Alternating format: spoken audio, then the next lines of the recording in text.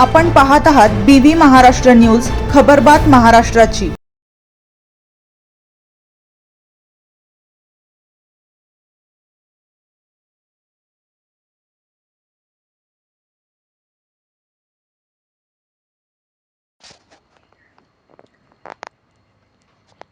दोन बिबटे जेरबंद होऊनही पुन्हा बिबट्याच्या हल्ल्यात शेतकरी जखमी, ग्रामस्थ भयभीत।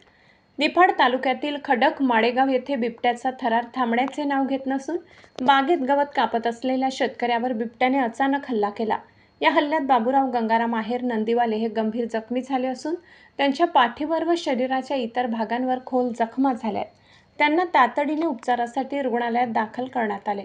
खडक माडेगाव परिसरात गेल्या काही दिवसांपासून बिबट्यांचा वावर वाढला असून नागरिकांमध्ये भीतीचे वातावरण निर्माण झाले आहे।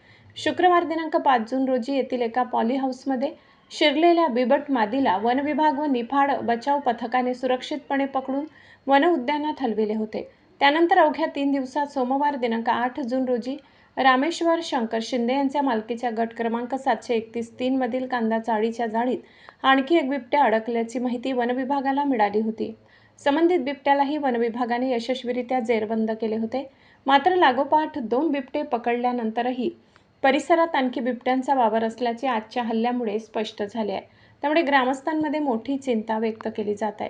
घटनेची माहिती मिळताच वनपरिक्षेत्र अधिकारी राहुल घुगे, वनपरिमंडळ अधिकारी जयप्रकाश सिरसाट, वनरक्षक विजय दोंदे यांच्या मार्गदर्शनाखाली निफाड बचाव पथक घटनास्थळी दाखल झाले।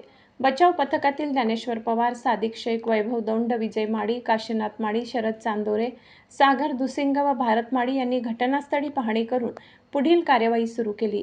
दरम्यान परिसरात वारंवार घडणाऱ्या बिबट्यांच्या घटनांमुळे शेतकरी व ग्रामस्थांमध्ये कमालीची घबराट पसरली आहे। शेतात काम करण्यासही भीती वाटत असल्याची भावना नागरिकांनी व्यक्त केली आहे।